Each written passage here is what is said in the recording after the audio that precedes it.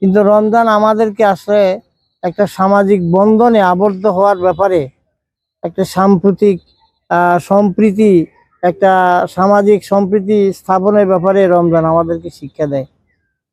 আপনি দেখেন, এই যে ইফতারের মাধ্যমে আমরা একজনের বাসা আরেকজনে যাই, বা নিজের বাসা অন্যকে দাওয়াত দিয়ে নি, আমরা যদি ইফতার অনেক করাইতে পারি নিজে একটা তৃপ্তি বোধ করি। এটার মাধ্যমে যেমন সওয়াব তো আছেই, সাথে সাথে আমাদের সামাজিক বন্ধনটাও বাড়ে। তো আসলে আল্লাহ তাআলা যতগুলো আবাদত আমাদের উপর ফরজ করেছেন, প্রত্যেকটা আবাদতের ভিতরে আমাদের জন্য আল্লাহ তাআলা কল্যাণ নিহিত রেখেছেন। রোজা আমাদের উপর ফরজ করেছেন, এই রোজার মাধ্যমে মূলত আল্লাহ তাআলা বড় ধরনের সামাজিক কল্যাণ, ধর্মীয় কল্যাণ, রাজনৈতিক কল্যাণ, সকল কল্যাণে আল্লাহ তাআলা এই রোজার মাধ্যমে রেখেছেন। আমরা সাধারণত রমজান মাসেই জাকাত দিয়ে থাকি।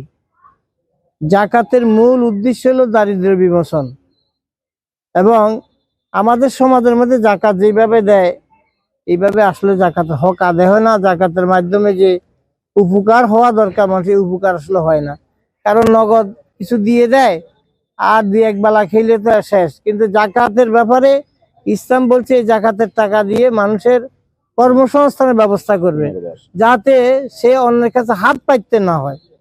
কিন্তু আজকে আমাদের সমাজে সেটা না। ইনশাল্লাহ যদি জামাত ইসলামী আল্লাহ রহমতে জনগণের সহযোগিতা এই দেশে ক্ষমতা আসতে পারে, তাহলে ইনশাল্লাহ আমরা জাকাত ভিত্তিক অর্থ ব্যবস্থা প্রতিষ্ঠার মাধ্যমে দারিদ্র্য বিমোচনের কর্মসূচি আমরা হাতে নেব ইনশাল্লাহ।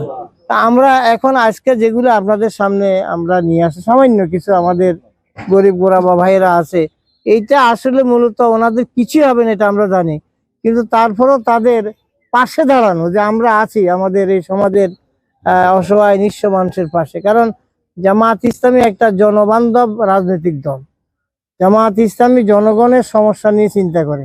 ইনশাল্লাহ আমরা সুযোগ পেলে আমাদের পরিসরে এটাকে আরো বৃদ্ধি করব। আমাদের প্রাপক ভাই বোনেরা গ্রহণ করবেন, এবং যাদেরকে দিতে পারছি না আগামী দিনগুলিতে যাতে আরো সকলের জন্য বিশেষভাবে দিতে পারি সেজন্য আপনারা দোয়া করবেন, এবং এই মানবিক কাজে বিত্তবান সামর্থ্যবান ভাইদেরকে এগিয়ে আসার জন্য আমি উদাত্ত আহ্বান জানাচ্ছি। 2000 পরিবারের মাঝে ইফতার সামগ্রী পৌঁছানোর জন্য চাঁদপুর পৌরসভার বিভিন্ন পরিবারের মাঝে আমরা চিন্তা করেছি, এবং আমাদের কার্যক্রম শুরু হয়েছে। ইতিমধ্যে আমরা কিছু দিয়েছি, আবার আজকে আমরা দিতে যাচ্ছি, আপনারা দেখতে পেয়েছেন। ইনশাল্লাহ ঈদ কেন্দ্রিক আমরা আরও বেশি পরিবারের মাঝে আমরা যাওয়ার চেষ্টা করব আমাদের সামাজিক কার্যক্রম নিয়ে। এক্ষেত্রে অর্থশালী বিত্তবান সামাজিক ব্যক্তিবর্গ যারা আছেন সকলকে সহযোগিতার জন্য আমরা উদাত্ত আহ্বান জানাই।